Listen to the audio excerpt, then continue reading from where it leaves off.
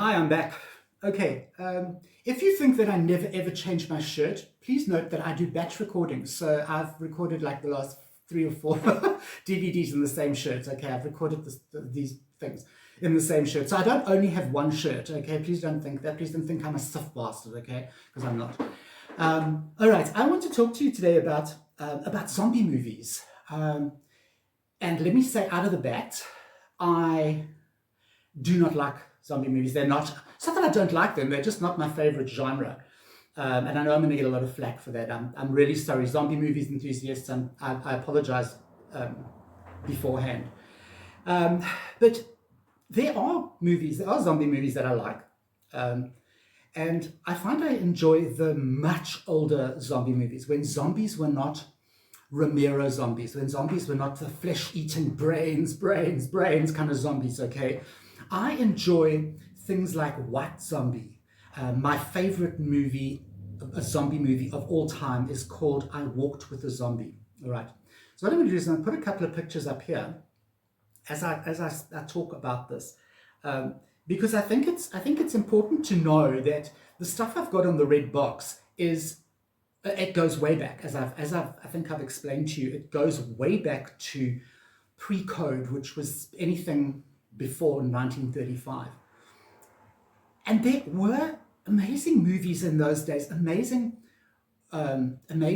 werewolf movies. Think of Wolfman. Amazing zombie movies, But the zombies in those films they weren't the same as what we get today. So the zombies in those films were kind of zombies that are created by either being hypnotized, or they've been fed some kind of potion, some kind of elixir, some kind of drug by the evil person, okay?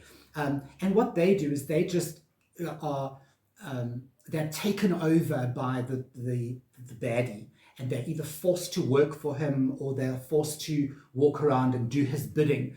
It's always a he, okay? In those movies, they would never have a female villain for many reasons in Hollywood, but these were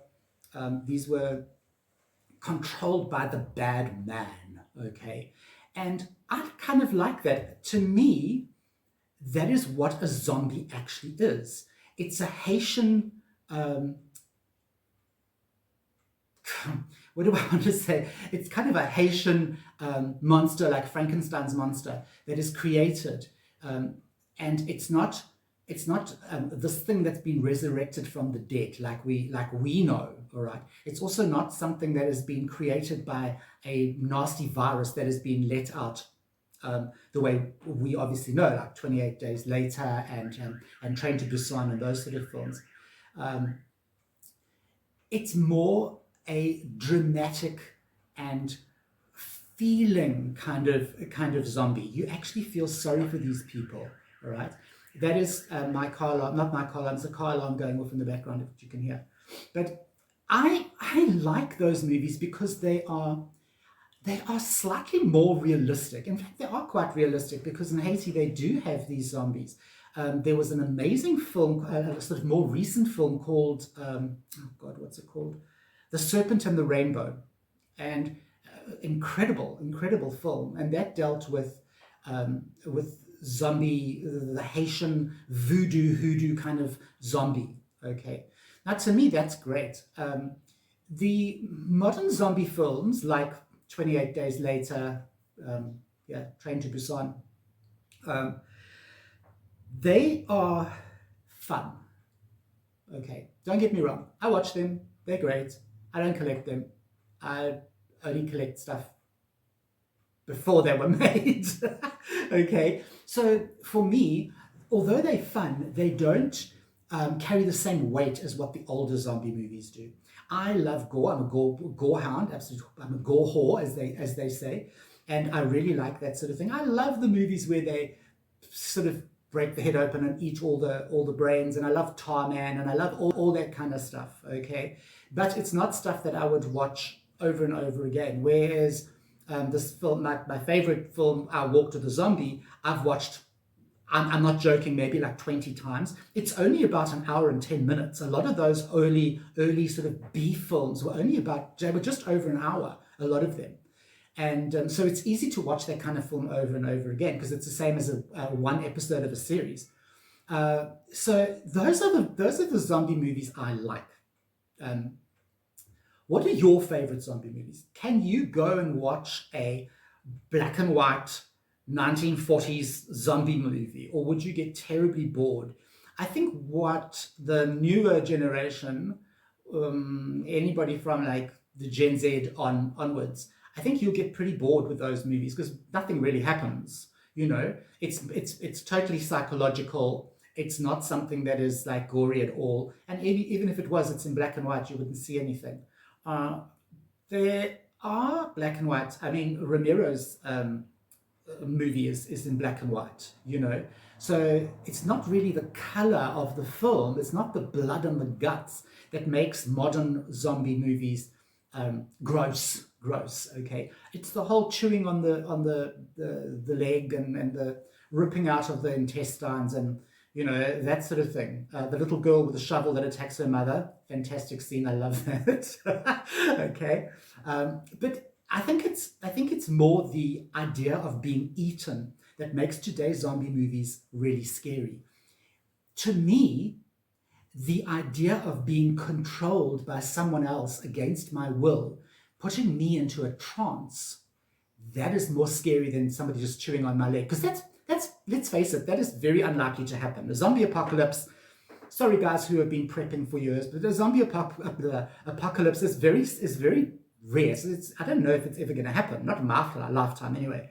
But there could be, or there are people who are under other people's control. Through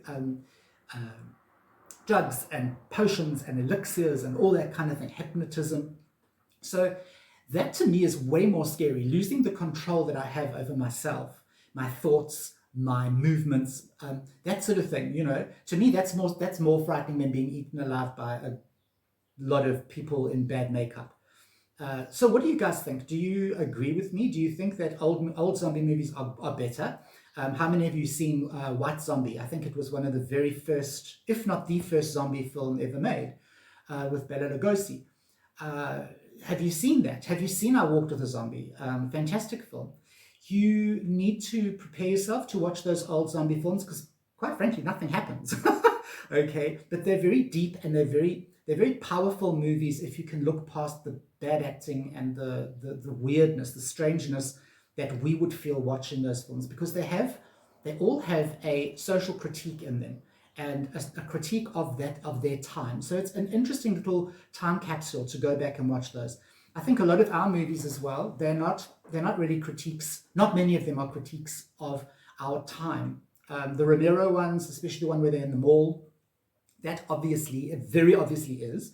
But a lot of the stuff like 28 Days Later and, what's that other one? The Sadness, that sort of stuff isn't really about, there's nothing about our society that's put in there that is like a societal, what do you call it? Like a critique, I suppose, on our modern world.